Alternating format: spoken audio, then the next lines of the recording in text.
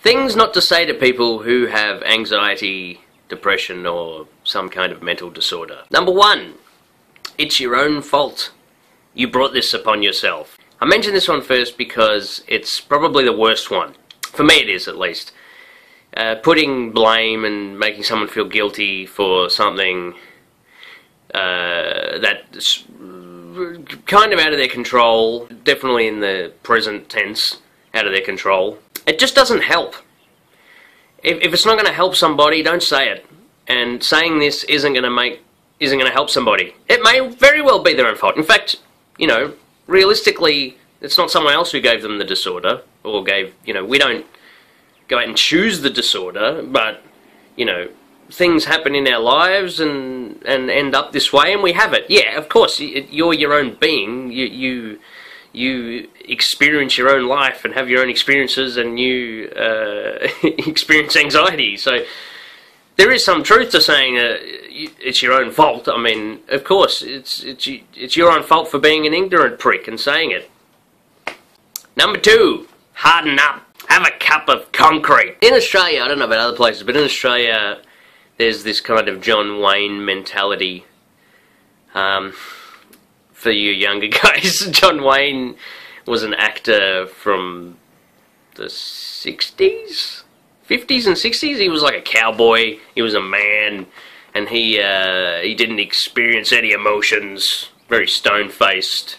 It's that kind of mentality, you know. I think we definitely have that kind of general sense here in Australia of, you know, toughen up. You know, kind of male, suppress all your feelings kind of thing. So if you're feeling anxious, I heard it a lot from other guys, you know, experiencing anxiety, to just toughen up.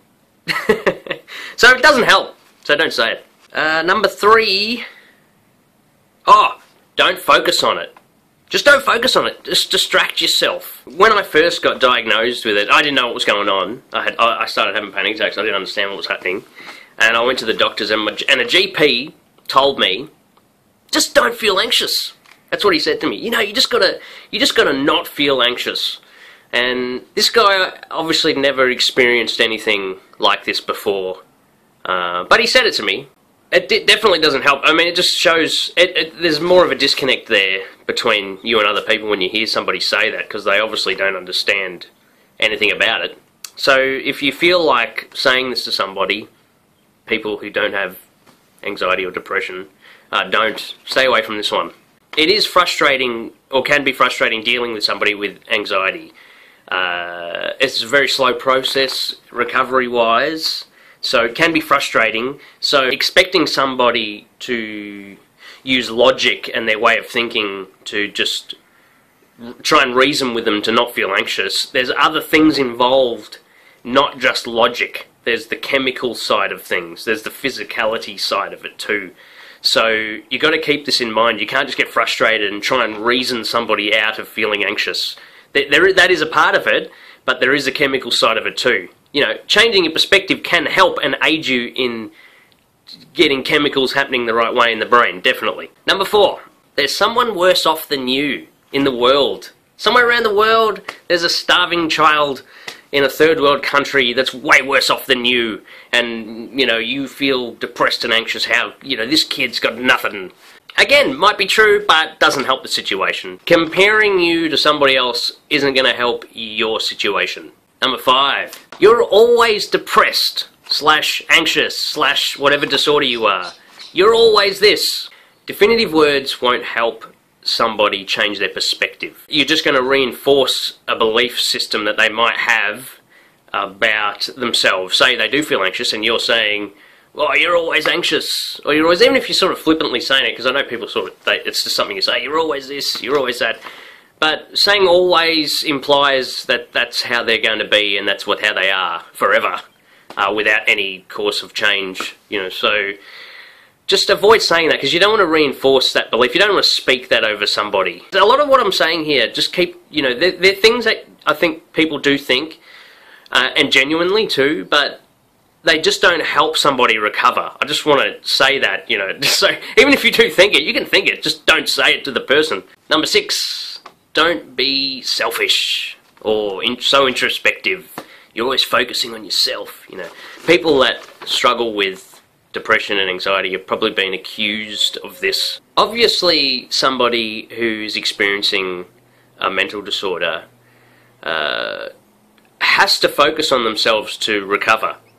So, again, implying this is saying, well, you don't focus on yourself to get better. You know, that's a selfish thing. It's not true. In fact, you'd be doing other people a favour if you focused on yourself and got better. So I highly recommend you being, well, selfish and focusing on yourself to get better. Number 7. This one isn't as common, but can be used. I think this is probably the most ignorant of the ones I've mentioned. This is the last one I'm going to mention too. And it is, you're punishing us with your depression or anxiety. Or, oh, I've done something wrong, haven't I? What have I done? You know, so basically turning around to the person who has the disorder and saying, well, what have I done that's caused it, or you're punishing us? It's still an extremely selfish, unempathetic, uncompassionate way of communicating, you know, how you feel. I think if you actually truly, genuinely think that, you've probably got some other issues going on there relationally, like in terms of like your attachments. So if someone's close to you and you feel that way genuinely, it's not true, firstly, and secondly, it gets the focus off somebody recovering again. So all these things that I've mentioned, they take the focus away from somebody actually recovering. Some things that you could say to people who do have anxiety or depression are, I'm here for you.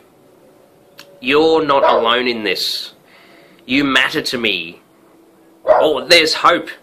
Have hope, because you can get through this. Now this one's really great because someone who has depression or anxiety often feels like it's going to last forever and there's no way out.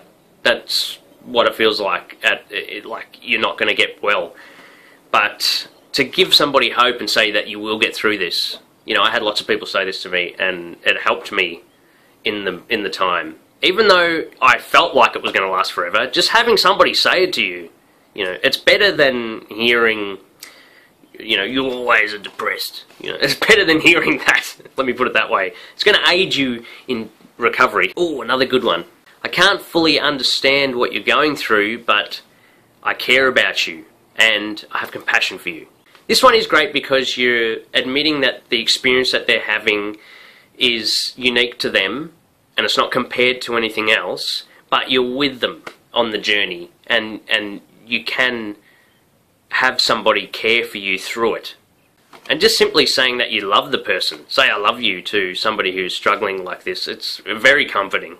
Something else you could do is be proud of them when they've made progress. So even if it's really small, I think in anxiety, because the process is so, can be really long, any small step that the person takes, you've got to encourage them and be proud of them on that journey. Something else that's really important for you helping somebody or being part of somebody in recovering from anxiety or depression is that you can work on your own stress and your own depression or anxiety. You can do things in your life that will help you to keep low stress levels, and the other person can see this and they'll see you doing this because you're in a position where you can do these things. You can help yourself. You're not debilitated by this. They can see, they have an example now.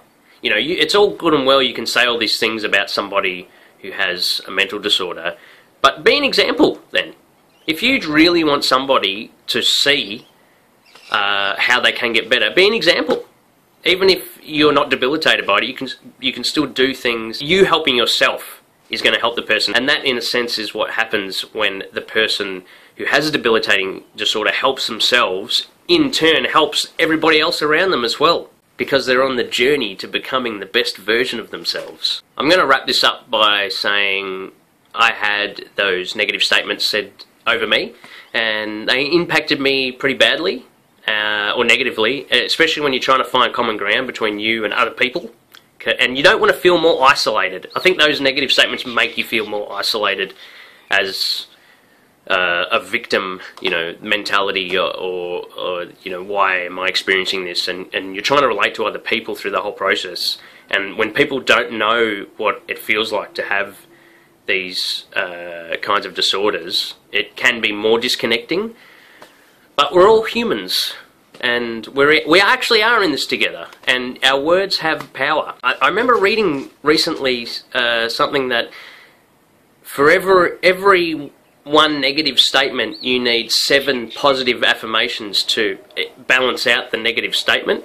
And it's to do with how our brains work with information, and we need to attend to negative statements more, and that's how our brain works. Because if the negative things are more pronounced to us, it's going to keep us safe or keep us better or help us grow. It's something that's ingrained in our brains, that we're more intuitive to negative statements.